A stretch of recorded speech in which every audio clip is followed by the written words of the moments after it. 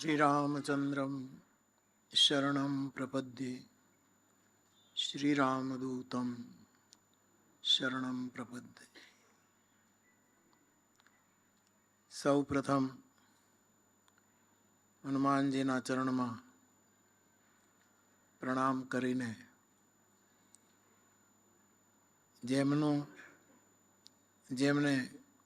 આજે સ્મરણ છે, આજે અમારે પૂજ્ય પિતાજી પ્રભુદાસ બાપુની સમાધિનો દિવસ છે.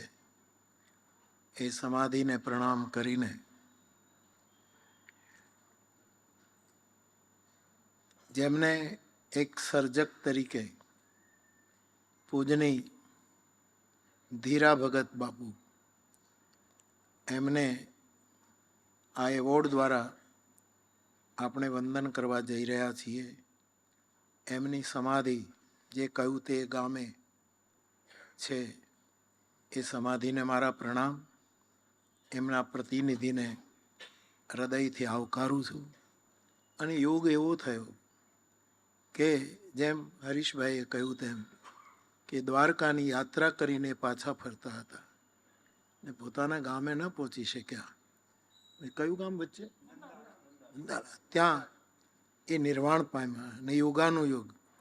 દ્વારકાના પૂજારી અહીંયા હાજર છે, એટલે મને થયું કે પૂજારી દ્વારા એ સમાધિને એમની શુભકામના પ્રાપ્ત થાય. તો ધીરા ભગત બાપા અને હરીશભાઈએ કહ્યું તેમ કે એમના ગામમાં આવું કંઈક એમનું સાત્વિક સ્મારક થવા જઈ રહ્યું છે. એમાં પણ અમારી મર્યાદામાં કંઈ સેવા હોય તો અમને કહેજો કે આ કરવા જેવું એક કામ છે, તે થાય.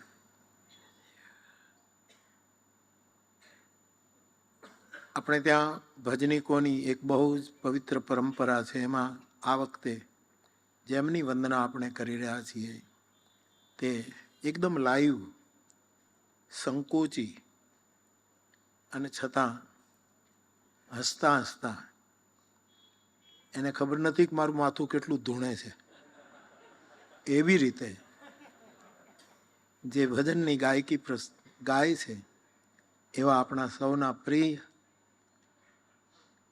પૂજ્ય રામદાસ બાપુ જુનાગઢથી આવે છે.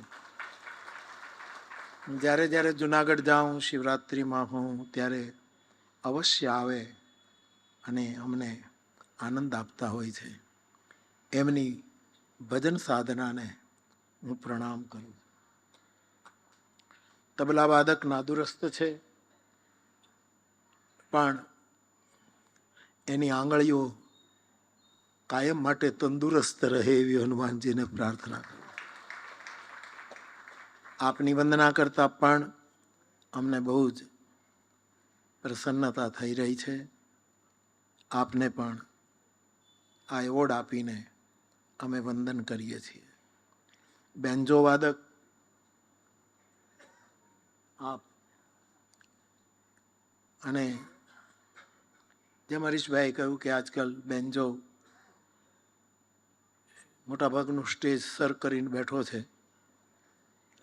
આપની વંદના કરતાં પણ અમને, જોકે મારી વ્યાસપીઠની સાથે તો લગભગ બધા વાદ્યોએ સેવા આપી છે. દિલરૂબાએ પણ, સારંગીએ પણ, વાયુલીને પણ, સિતારે પણ, મંજીરા તો છે જ, બેન્જો છે, હાર્મોનિયમ છે. એટલે એવા એક સમર્થ બેન્જો વાદકની વંદના કરતાં પણ મને ખૂબ જ પ્રસન્નતા થાય છે. એમના પ્રત્યે પણ હું મારી પ્રસન્નતાપૂર્વક વંદના પેશ કરું છું. અને મંજીરા વાદક, હું આમ જોયા કરું, આપને સાંભળું ત્યારે આ વાદ્યોને કે બધા જ તાલવાદ્યો, તંતુવાદ્યો કે હાર્મોનિયમનો સૂર હોય, બધાને એકબીજા સાથે મેળવવા પડે, પણ મંજીરું કોઈની સાથે મેળવવું ન પડે. જીરું છે ને એ બહુ આરોગ્યપ્રદા છે. એમ મંજીરું પણ બહુ જ આરોગ્યપ્રદ છે. જીરું એ શરીર, કોઈ પણ દેશી વૈદ્યને પૂછજો, જીરું એ શરીર માટે, તન માટે આરોગ્ય, મંજીરું મન માટે આરોગ્યપ્રદ છે. અને તેથી એ મંજીરા વાદકની વંદના કરતા પણ અમે પ્રસન્નતા અનુભવીએ છીએ.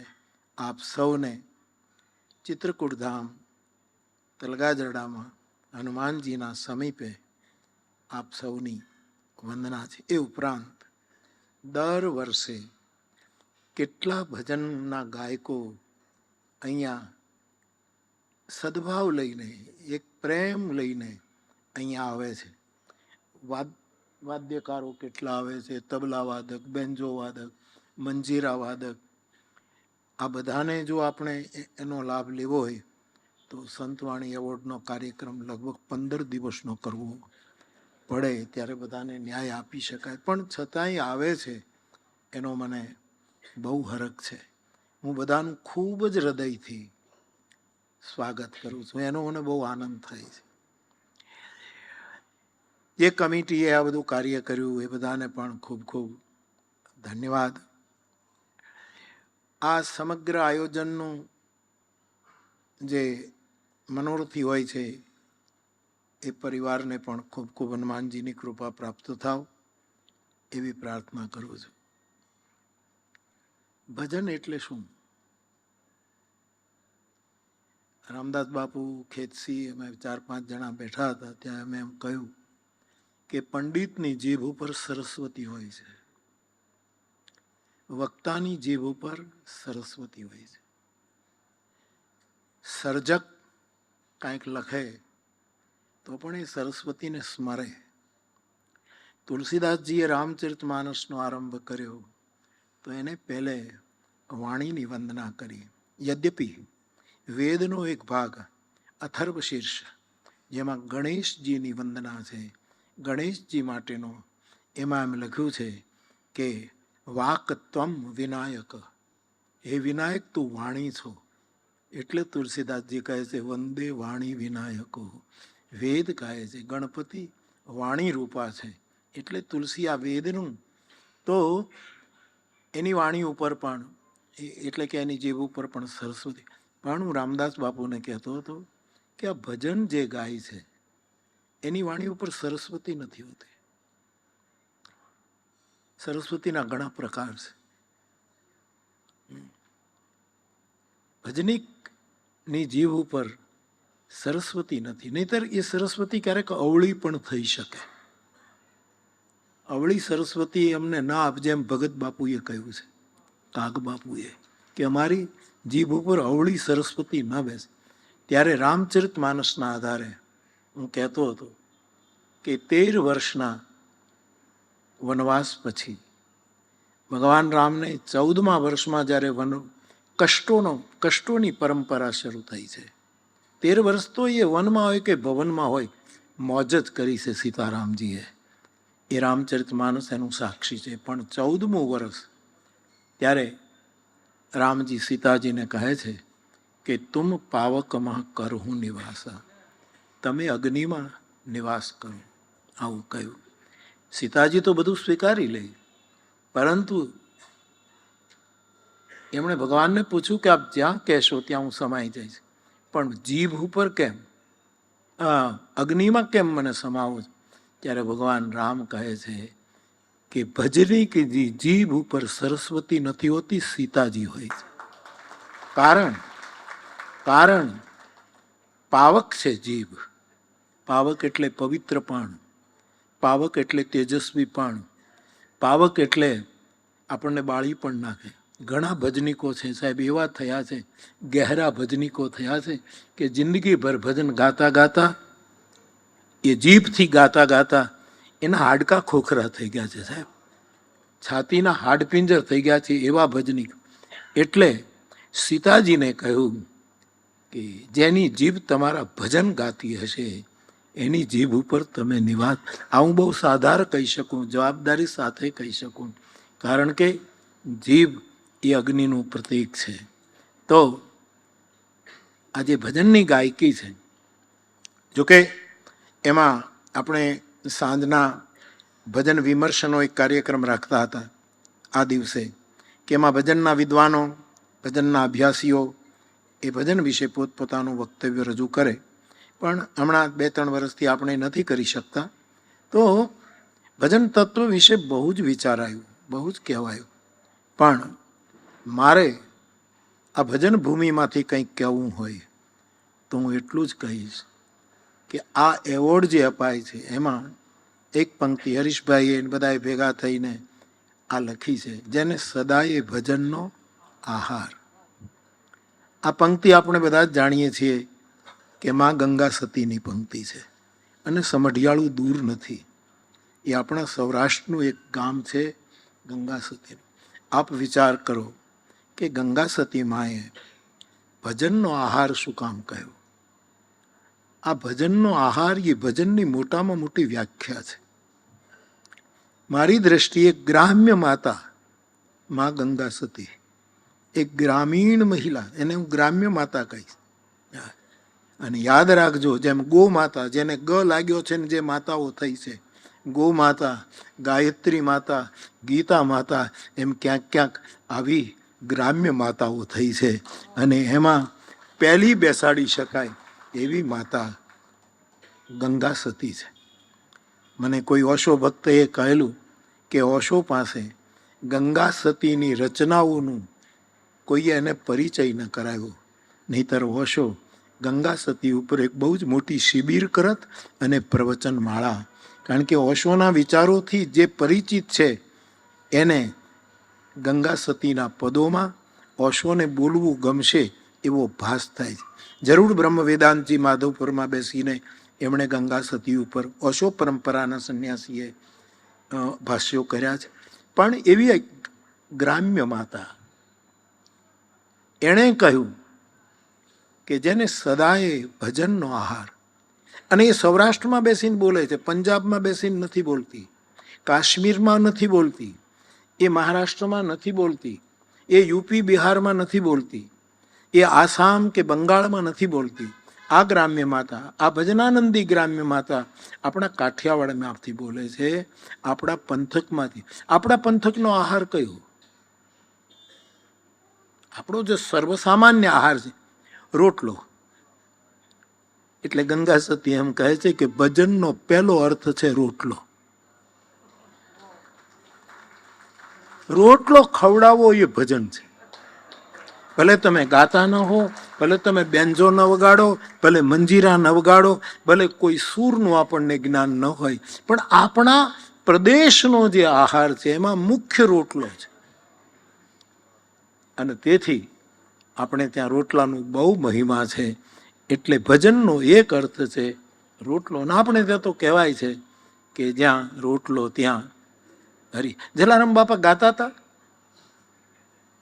એ હાર્મોનિયમ વગાડતા હતા, એ એનો વિષય નહોતો. પણ જલારામ બાપા ભજનાનંદી મહાપુરુષ છે. અને આજે જય સિયારામની જગ્યાએ આસ્થા રાખનારા માણસો જય જલારામ સુધી બોલે છે. કારણ કે એનો ભજનનો પ્રકાર હતો રોટલો, જેને સદાય ભજનનો. એટલે રોટલો ભજનનો એક પ્રકાર છે. બીજું શાક. આપણે રોટલોનું શાક જ ખાતો હોય, બીજું શું હોય?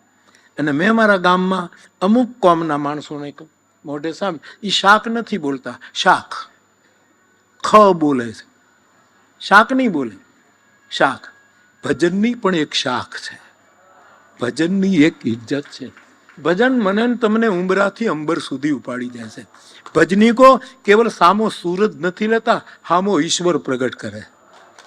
એને સામેનો સૂર લેવો હોય એટલો જ માત્ર નથી. હા બાપુ કે આ બધા જેટલા ભજનીકો આપણે ત્યાં, એની બહુ રેન્જ મોટી છે, એની એક શાખ છે. આ બિલકુલ તળપદી તલગાજડી ધૂળનો શબ્દ બોલું, એ શાક નથી બોલતા. અમુક વર્ણ ક્યાં ગયો? શાક લેવા ગયા હતા, ખ જ બોલે. શું ખાધું? રોટલો ને શાક. શાક, શાક એટલે મૂળ પકડીને વિસ્તરેલું ભજન. પછી કોઈ પણ પરંપરા હોય, કબીરની પરંપરા હોય, નાનકની પરંપરા હોય, ઠાકુરની પરંપરા હોય, રમણની પરંપરા હોય, બાઈ મીરાની પરંપરા હોય કે આપણો જુનાગઢના મહેતાની પરંપરા હોય, પણ કોઈ પણ શાખા હોય, પણ મૂળ પકડીને. એટલે આ ભજન છે એ મૂળ જે પરમાત્મ તત્વ છે. આ બધા જ વૃક્ષોના મૂળ ઊંડા છે, અંદર છે, પણ જેના માટે આપણે ભજન ગાઈએ છીએ, જેને પ્રસન્ન કરવા અને પામવા માટે ભજન ગાઈએ છીએ, એનું મૂળ ઊંધું છે. એના મૂળ ઊંધા મુરાર. હવે એને તમે એમ પણ કહી શકો કે મૂળ ઊંડા મુરાર, એ પણ પાઠ લઈ શકો કે મૂળ બહુ ઊંડા છે, પણ મારે ભગત બાપુનો માફી માંગીને કહેવું છે કે એના મૂળ ઊંધા ઉપર છે, આમ નથી. ઉર્ધ્વ મૂલમ અધઃ શાખ. એ જે મૂળને ઉપર જેનું મૂળ છે એને પકડીને જે ભજન ગાય એની શાખા બહુ વધશે. આજે ભજનની ગાયકી હિન્દી ભાષી, હું તો આખા દેશમાં ફરું સાહેબ, આપ બધાને હિન્દી ભાષીઓ પણ ઓળખે કે આ ફલાણાએ ગાયું, આ બિરજુએ ગાયું, પરિબાપુએ ગાયું, આ બાપુએ ગાયું, ફલાણે. આ તમારા અવાજથી બધા વાકેફ છે. આ લોકોએ તમને કાન આપ્યા છે અને આપણી શાખ વધારી છે. એટલે રોટલો એ ભજનનું પ્રતીક છે, અને ભજનનું બીજું પ્રતીક મૂળિયું પકડી અને શાખા ઉપર ટકી રહેવું. એના ઉપર કાયમ ક્યારેય એના ઉપરથી આપણે પડી નહીં જાય એ શાખ. તો આપણો મૂળ ખોરાક ગંગા સતીમાનો ખોરાક આવો હશે એવું કલ્પું. તખુ બાપુ આવો જ ખોરાક હશે ને ગંગા સતીમાનો? રોટલો ને શાક ને એવું જ ખાતા હશે. ત્રીજો આપણો જે હોય ખોરાક, તો દૂધાણું હોય તો દૂધ, આપણું દૂધ હોય. દૂધને તુલસીદાસજીએ ધર્મ કહ્યો છે. ભજન એટલે આપણો ધર્મ. મારો નરસૈયો કહે આપણે આપણા ધર્મ સંભાળવા. શુદ્ધ ધર્મ એ પૈનું પ્રતીક છે, એ દૂધનું. ભજનીકો ગાય ત્યારે ધર્મનું દૂધ પીને બેઠા હોય. આ ધર્મ એ આપણા આહારનો એક ભાગ છે. ચોથું એક આપણું સીધું સાદું સામાન્ય, એટલે કે હું જે આહાર ખાઈને મોટો થયો છું એ જ કહીશ. અમારે દાળ ભાત નહોતો. અમારે ઘરે તળેલી પૂરી એક હોળીને દિવસે અને એક જન્માષ્ટમીએ થતી હતી, બાકી કોઈ દિવસ અમે પૂરી ફાળી નથી. અમે રોટલો અને દૂધ અને શાખ એ ખાત. તો ચોથું જે આપણા ખોરાકનું એક છે કે મારા મા સાવિત્રીમાં, એ જ્યારે અમારે ત્યાં લોટ ભેગો થાય કે હવે ઘણો વધી ગયો, રોટલા બીજાને ખવડાવ્યા તો એ વધ્યો, અને માને નવરાશ હોય ત્યારે એ લોટમાંથી બાજરાના પાપડ બનાવે. અને પાપડ આપણા ખોરાકમાં પાપડ પણ છે. ભજનનું એક અંગ છે પાપડ. પાપડ એટલે કોકના પગમાં પડ. કોઈ બુદ્ધ પુરુષ, કોઈ ભજનાનંદી, કોઈ નાનક, કોઈ કબીર, કોઈ બુદ્ધ પુરુષના પાપડ, એના પાવ પકડ. ભલે પરમાત્માએ એટલું મોટું સ્ટેજ આપ્યું હોય. આ રામદાસજીમાં, અને મેં આ બધું જોયું છે, એની હાજરીમાં કોઈકે ટીકા કરી હોય તો એના પગ પકડતો મેં આ બાવાને જોયો છે. નહીતર એની હાજરીમાં ક્યારેક આવું બોલાય પણ નહીં કે અમે આમને આગળ વધાર્યા અને આમને એવું, છતાંય કે હા બાપા, હા બાપા, હા બાપા, હા બાપા, હા હા હા હા. આ છે ને એને પાપડ ખાધો છે, અને એ પણ બાજરાનો ખાધો છે. તો આપણા ભોજનના આહારનું એક અંગ છે પાપડ. અને બીજું આપણે ત્યાં અથાણા તો હોય, અથાણા પણ મરચું, તળેલું મરચું એ આપણો ભજનનો. અને મરચું બહુ મહત્વનું છે. તીખું હોય કે મૂળું, ભોલર હોય કે ગોંડલનું. આ બાવો છે એ આવે ત્યારે મરચા જ લાવે ગોંડલથી, અમારો પ્રતાપ બાપુ. મરચું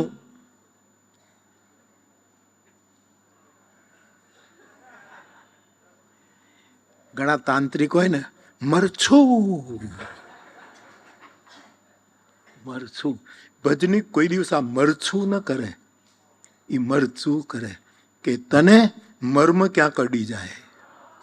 મારી એકાદી કડી, મારી એકાદી પંક્તિ, ધીરા બાપાનું ભજન હોય, મહેતાનું ભજન હોય, કોઈનું, એનો કોઈક મર્મ તને સ્પર્શ કરે, તને કંઈક અડે અને તારામાં ગરમી ઉત્પન્ન થાય.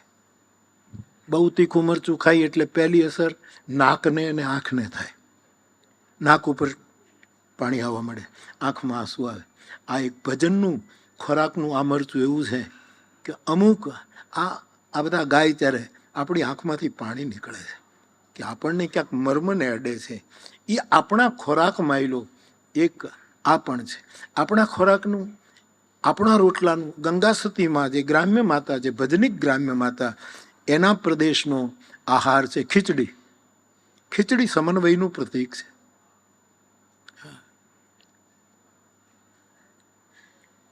મગને ચોખા માંડલી કહે માંડલી, હજી વયોજા ભેગા નથી થયા ત્યાં સુધી તું નીકળી જા. આવો આપણો બહુ પ્રાચીન.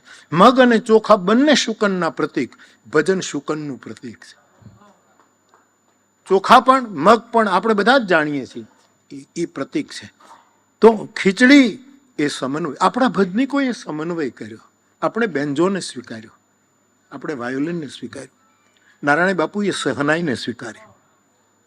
એકતારો તો હતો જ, એ તો મૂળ હતું, પણ આપણે આ મગને ચોખાને બહુ ભેગા કર્યા. અને એટલું જ નહીં, પણ એ મગ ચોખાની ખીચડી જે આપણો આહાર છે, એમાં કોઈ ભજનાનંદી સાધુનો દાદ મળી જાય, એ ઘી છે, એ અંદર ઘી છે. આ ભજનનો જે આહાર છે. અને છેલ્લે, આ તો બહુ લાંબુ કરી શકાય છે કારણ કે આપણા આહારમાં ઘણી પણ ગંગા સતી મા પાસે તો આટલું જ હશે. મારી પાસે તો એના કરતાં ઓછું જ હતું કે ખાલી આટલું જ. અને કાંઈ ન હોય ત્યારે ખાટી થયેલી છાશની કઢી, એ આપણો આહાર.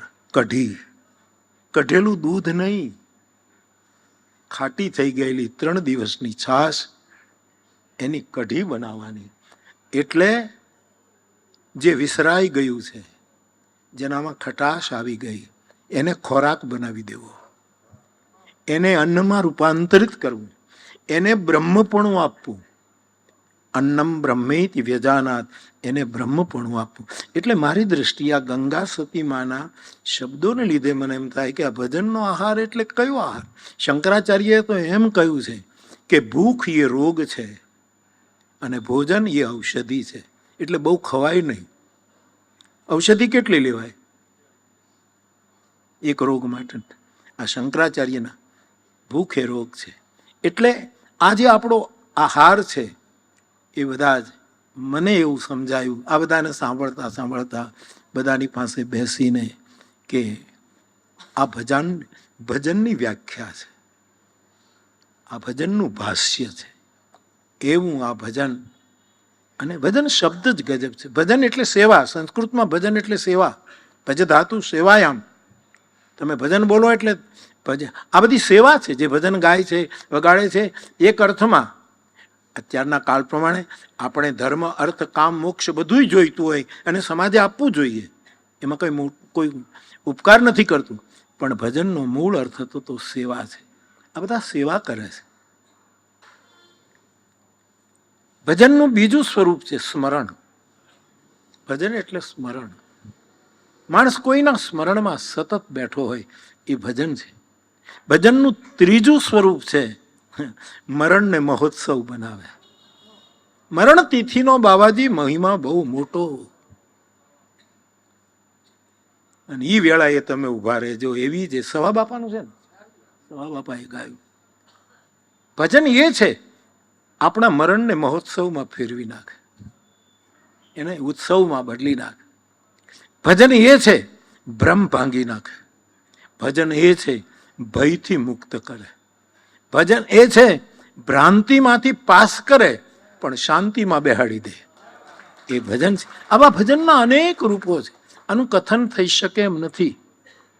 તુલસીદાસજી તો કહે છે કે આ જગતમાં સર્વથી શ્રેષ્ઠ કુશળ માણસ એ છે રામ હિ ભજહિ પ્રવીણ. જે પ્રવીણ હશે એ રામને ભજતો હશે, હરિને ભજતો હશે. એટલે એવા ભજનીકોની વંદના કરવાનું કોને ન ગમે? અને તેથી હનુમાનજીની કૃપાથી સમાધિઓના આશીર્વાદથી આ એક ક્રમ ચાલ્યો અને ફાલ્યો ફૂલ્યો, આગળ વધ્યો. અને આટલા ભજનીકો, આટલા વાદકો પોતાનો ભાવ લઈને જ અહીં આવે છે, એને કંઈ જોઈતું નથી. બધાને ખબર છે કે કંઈ આ બધાનો આમાં આપણે નહીં સાંભળી શકીએ, પરંતુ કારણ કે શિવરાત્રિના મેળામાં જેટલા હોય ને બધા અત્યારે અહીં ભેગા થયા છે. લગભગ શિવરાત્રિના મેળામાં ઉતારે જાઓ, એમાં જેટલા ગાતા હોય એ છે, જેટલા મંજીરા વાદક બેન જો, લગભગ. એટલે અમારે તો આ કારતક વદ બીજ નાનો એવો શિવરાત્રિનો મેળો છે સાહેબ. એટલે આપ સૌ આવો છો, એનું સ્વાગત કરું છું. ભજન કરતા કરતા આપણને ખબર ન પડે ને, કોઈ પણ વર્ણના આપણે હોઈએ સાધુ થવાઈ જાય છે. કપડાં નથી બદલવા પડતા, કોઈની પાસે દીક્ષા લેવાની પણ જરૂર નથી. ભજન કરતા કરતા, લખતા લખતા, વાંચતા વાંચતા, ગાતા ગાતા, ગુનગુનાતા એ આપણને સાધુ પદવી સુધી પહોંચાડી દે છે. એવું ભજન જેનો બહુ જ મહિમા અમારા ગોસ્વામીજીએ ગાયો છે, એવું ભજન અહીંયા આવે છે, આપણને સંભળાય છે, એનો આનંદ વ્યક્ત. અને સાધુ એટલે શું? મેં હમણાં જ સુભાષભાઈને યાદ કર્યા. દિનુભાઈની કિતાબમાં સુભાષભાઈ પ્રસ્તાવના લખી છે. એ ફકીરની સાથે મેં બેઠા હતા. ભાવનગરની સરાયનો ફકીર છે સાહેબ. હા, આમ હાથ કરે તો રૂમીને પકડી લે, આમ હાથ કરે તો મીરાને પકડી લે, એવો આ માણસ. એણે મને બહુ સરસ વાત કરી. હમણાં મેં કાલે પણ કહ્યું કે અલખ નિરંજન નામનું એક નૃત્ય નાટિકા થઈ, નાનકડી એવી નૃત્ય નાટિકા. અને એમાં નાથ સંપ્રદાય એટલે કેટલો મોટો સમય. જુનાગઢમાં શેરનાથ બાપુ બેઠો છે નાથ સંપ્રદાય લઈને. કેટલા નાથ આદેશ. અને ઉત્તર પ્રદેશમાં તો એક બાવો નાથ ગાદી ઉપર બેઠો છે સાહેબ. નાથનો અર્થ પણ એવો થાય સંસ્કૃતમાં કે જે આપણી યાચના સ્વીકારે એનું નામ નાથ, જે આપણો ઉત્પાત મટાવે એનું નામ, જે આપણને આશીર્વાદથી ભરી દે એનું નામ નાથ. આવી સંસ્કૃતમાં નાથૃ ધાતુનો બધો એનો વિગત છે. ખેર, એ શાસ્ત્રી ચર્ચા થઈ જાય. પણ એક નૃત્ય નાટિકા અલખ નિરંજન છે. એમાં મેં સવારે પણ હું બેઠો હતો ત્યારે કહેતો કે સુભાષભાઈ આ વાત મને કરી કે બાપુ ગજબ વાત. અને મેં સાંભળ્યું ત્યારે મને એમ થયું કે આનાથી બીજો ગજબ શું હોય. એમાં એવું છે કે એક યુવાન નાથ સંપ્રદાયનો ગોરખ પરંપરાનો એક સાધુ ભિક્ષા માંગવા આવે છે. અને એક સ્ત્રી, એક યુવતી, સાધુના ચહેરા ઉપર તપનું તેજ છે, ભજનથી ભરેલી આંખો છે, અંગ અંગમાં આમ પવિત્રતા સમાતી નથી. આવો નાથ સંપ્રદાયનો સાધુ નીકળે છે ભિક્ષા માટે. અને એટલી સુંદર એક યુવતી એને જુએ છે. અને મર્યાદા તમે જુઓ, સ્ત્રીના મનમાં અનેક ભાવો જાગ્યા હશે એવું હું કલ્પું છું, કારણ કે મેં ગોપી ગીત ઉપર ગાયન કર્યું છે. ગોપીઓના મનમાં કૃષ્ણ પ્રત્યે કેટલા ભાવો, ભલે એ તો રુચિભંગ ન થાય, સુરુચિભંગ ન થાય એટલે વિદ્વાનોએ એના અર્થો ફેરવ્યા છે ને ફેરવવા જોઈએ. બાકી ગોપીઓના મનમાં કૃષ્ણ પ્રત્યે કેટલા, શુદ્ધ વાત કરો તો ઘણા ભાવો છે. પેલી સ્ત્રીને પણ, સ્ત્રી શરીર હોવાને લીધે આટલા સુંદર સાધુને જોઈને અનેક ભાવો પ્રગટ્યા હશે એવું હું માનું છું. છતાં એણે શું કહ્યું? આ મર્યાદા છે, આ દેશની મર્યાદા છે, આ દેશમાં ઊભા થયેલા આવી પરંપરાની આ મર્યાદા. એણે સાધુને જોઈને ભિક્ષા આપવાને બદલે એટલું જ કહ્યું કે આપની આંખો બહુ સુંદર છે. બસ, આથી વિશેષ કહીને કહ્યું આપની આંખો બહુ સુંદર છે. બસ સાધુ અલખ નિરંજન કરીને આંગન અલખ જગાયા, ગોરખ આયા, જાગો ઓ જનનીના જાયા, ગોરખ આયા, ભોર ભયો ભૈરવ સુર ગાયા. હવે ગોરખ આયા, રાજેન્દ્ર શુક્લનું એ ગોરખપંથી પદ ગાતો ગાતો સાધુ નીકળી ગયો આગળ. સાંજ પડે છે. નૃત્ય નાટિકાનો અંત એવો છે સાહેબ કે સાંજ પડે ત્યારે એ સાધુ એ બેનની પાસે આવે છે, ત્યારે સાધુના હાથમાં નાથ સંપ્રદાયનું પાત્ર છે અને એમાં સાધુની બે આંખો છે. દીકરા, મારી માં, મારા બાપ, તને મારી આંખો ગમી ગઈ ને? લે તારી. આની તમે શું વ્યાખ્યા કરશો? આને કયા ખાનામાં મૂકશો? આના માટે કયા શબ્દો? હું તો આમ સ્તબ્ધ થઈ ગયો કે સુભાષભાઈ કે હા બાપુ. અને કહે છે આ બનેલી ઘટના ન હોય તો પણ આ દેશમાં આવું થઈ શકે છે. આ દેશમાં આ સંભાવના, કારણ કે દેશમાં ભજન છે. ભજનની આ ભારત ભૂમિ ભજનની ભૂમિ છે.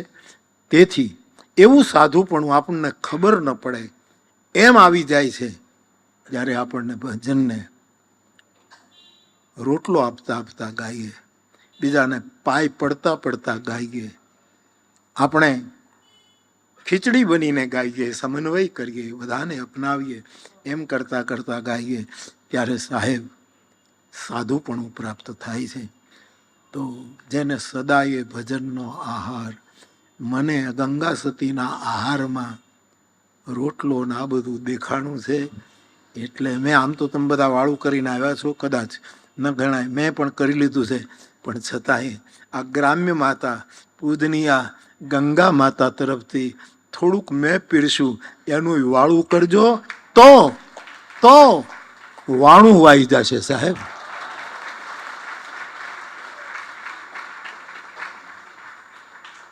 હા, ક્ષમા સાથે એક વાત રહી ગઈ. મેં કહ્યું કે સુભાષભાઈએ દિનુભાઈ, પ્રોફેસર દિનુભાઈના પુસ્તકની પ્રસ્તાવના લખી છે. વિચાર યજ્ઞના આચાર્ય ગુણવંતભાઈએ પોતાનો ભીનો આવકાર આપ્યો છે. એવા અમારા એક પરમ સ્નેહી દિનુભાઈ, એમણે જે પોતાનો ભરોસાપૂર્વકનો ભાવ જે આ પુસ્તિકામાં મૂક્યો છે અને અહીંની સમાધિઓને અર્પણ કર્યો છે, હું એમને ઓળખું છું, જાણું છું. આ માણસ કેવલ પ્રોફેસર નથી, વિચાર તો છે જ, લખે છે, ઘણું લખ્યું છે, લખતા રહે, પરંતુ દિનુભાઈ મારી દૃષ્ટિએ એક સાધક છે. અને તેથી એમણે જ્યારે મને કહ્યું કે બાપુ આ ગ્રંથનું અહીંયા લોકાર્પણ થાય, મેં મારી પ્રસન્નતા વ્યક્ત કરી અને એ ગ્રંથને હનુમાનજીને અર્પણ કરીને આપના સૌના હાથમાં આપતા મને આનંદ થયો છે. એટલે મને સ્મરણ થયું કે હું આ વસ્તુ તો ભૂલી ગયો. દિનુભાઈ, આપની બુદ્ધિમાં સરસ્વતી વસે અને જીભ ઉપર સીતાજી વસે, એવી હનુમાનજીને પ્રાર્થના કરી અને મારો ખૂબ જ હૃદયનો ભાવ અર્પણ કરું છું. ખુશ રહો, ખુશ રહો, ખુશ રહો. જય સિયારામ.